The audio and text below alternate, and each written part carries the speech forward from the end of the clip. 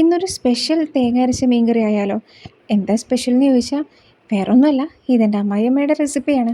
അപ്പോൾ എങ്ങനെ ഉണ്ടാക്കാൻ നോക്കിയാലോ? നല്ലോണം കഴുകി വൃത്തിയാക്കി മത്തി ചട്ടിയിലേക്ക് ഇട്ട് കൊടുത്തിട്ടുണ്ട്. ഇതൊരു 10 മത്തിയൊക്കെ ഉണ്ടാവും. പിന്നെ മീൻ കറിയൊക്കെ ചട്ടിയിൽ ഉണ്ടാക്കുന്നതാണല്ലോ അതിൻ്റേതായ ഒരു ടേസ്റ്റ്. ഇതിലേക്ക് പുളിക്ക് ആവശ്യമായിട്ടുള്ള മാങ്ങ ഇട്ട് കൊടുത്തിട്ടുണ്ട്. അത് മാങ്ങേൻ്റെ പുളി അനുസരിച്ചിട്ട് നോക്കിയിട്ടിട്ടാൽ മതി. പിന്നെ ഇതിന് മാങ്ങയ്ക്ക് പകരം വാളം പുളിയായാലും കുഴപ്പമൊന്നുമില്ല. ഇനി ഇതിലേക്ക് 2 പച്ചമുളക് നടുക്കൂടെ കീറിയിട്ട് ഇട്ട് കൊടുക്കുന്നുണ്ട്. പിന്നെ നല്ലപോലെ പഴുത്ത 1.5 തക്കാളി ചെറിയ കഷ്ണങ്ങളാക്കി മുറിച്ചിട്ട് കൊടുക്കുന്നുണ്ട്. പിന്നെ 2 തണ്ട് കറിവേപ്പില തണ്ടോടുകൂടെ തന്നെ ഇട്ട് കൊടുക്കുന്നുണ്ട്. ഇനി നമുക്ക് ഇതിലേക്ക് ആവശ്യമായിട്ടുള്ള പൊടികളൊക്കെ ഇട്ട് കൊടുക്കാം.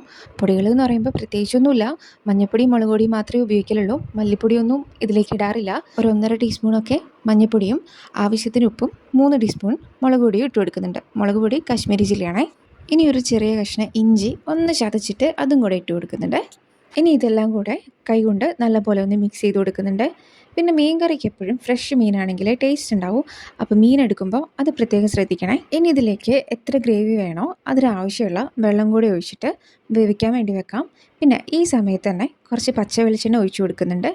ഇനി ഈ മീൻ ഈ പച്ച വെളിച്ചെണ്ണയിൽ കിടന്നിട്ട് ചെറിയ തീയിൽ നല്ലപോലെ ഒന്ന് കുക്കായി വരട്ടെ. ഇതിപ്പോൾ നല്ലപോലെ തിളച്ച് വെള്ളമൊക്കെ നല്ലപോലെ കുറുകി വന്നിട്ടുണ്ട്. ഇനി ഇതിലേക്ക് ആവശ്യത്തിനുള്ള തേങ്ങ അരച്ചത് ഒഴിച്ചു കൊടുക്കാം. ഇത് പച്ചത്തേങ്ങ അരച്ചതാണ്. ഇതിലേക്ക് പ്രത്യേകിച്ച് പൊടികളൊന്നും ഇട്ട് കൊടുക്കുന്നില്ല. ഇതിപ്പോൾ ഒരു 1/4 കപ്പൊക്കെ തേങ്ങ എടുത്തിട്ടുണ്ടാവും. അതൊരു മിക്സീൻ്റെ ചെറിയ ജാറിലേക്കിട്ട് കുറച്ച് വെള്ളം കൂടെ ഒഴിച്ച് നല്ല പേസ്റ്റ് പോലെ അരച്ചെടുത്തതാണ്. ഇനി ഇതെല്ലാം കൂടെ നല്ലപോലെ ഒന്ന് മിക്സ് ചെയ്തെടുക്കാം. ഇതിപ്പോൾ സ്പൂൺ ഉപയോഗിച്ചിട്ടാണ് ഇളക്കിയെടുക്കുന്നത്.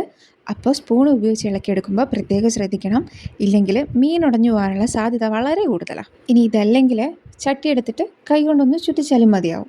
ഇനി ഇത് തേങ്ങയൊക്കെ നല്ലോണം ഒന്ന് വെന്ത് നല്ലപോലെ തിളച്ച് വരട്ടെ, അതുവരെ വെയിറ്റ് ചെയ്യാം. അപ്പോൾ ഇതാ തേങ്ങയൊക്കെ നല്ലപോലെ കുക്കായി നമ്മളെ മീൻ കറിയൊക്കെ നല്ലപോലെ തിളച്ച് വരുന്നുണ്ട്. ഇപ്പോൾ നല്ല മണം വരുന്നുണ്ട്. മീൻ നല്ല ഫ്രഷ് ആയതുകൊണ്ടാണ് ഇത്രയും നല്ല മണം വരുന്നതെന്നാണ് പറയുന്നത്. ഇനി ഇതൊന്ന് മെല്ലെ ഇളക്കി കൊടുത്തിട്ട് നമുക്ക് സ്റ്റൗ ഓഫ് ചെയ്യാം. ഇനി ഇതിലേക്ക് വറവിട്ട് കൊടുക്കാം. വറവിടാനായിട്ട് ഒരു ചീനച്ചട്ടിയിലേക്ക് വെളിച്ചെണ്ണ ഒഴിച്ചു കൊടുക്കുന്നുണ്ട്. വെളിച്ചെണ്ണ എണ്ണ ഉപയോഗിക്കണം, വേറെ എണ്ണയൊന്നും ഉപയോഗിക്കാൻ പാടില്ല.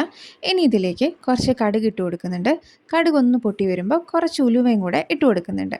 ഇനി ഉലുവയും കൂടെ ഒന്ന് പൊട്ടി വരുമ്പോൾ അമ്മ ഇതിലേക്ക് ചില്ലി ഫ്ലേക്സ് ആണ് ഇട്ട് കൊടുത്തത്. നിങ്ങൾക്ക് വേണമെങ്കിൽ വറ്റൽമുളക് ഇട്ട് കൊടുത്താലും മതി. ചില്ലി ഫ്ലേക്സ് ആണെങ്കിലും നല്ല ടേസ്റ്റ് ആയിരിക്കും. ഇനി കുറച്ച് കറിവേപ്പിലയും കൂടെ ഇതിലേക്ക് ഇട്ട് കൊടുത്തിട്ട് ഇതങ്ങനെ തന്നെ നമ്മുടെ മീൻ കറിയിലേക്ക് ഒഴിച്ചു കൊടുക്കണം. അപ്പം നമ്മുടെ തേങ്ങ അരച്ച മത്തിക്കറി ഇവിടെ റെഡി ആയിട്ടുണ്ട്.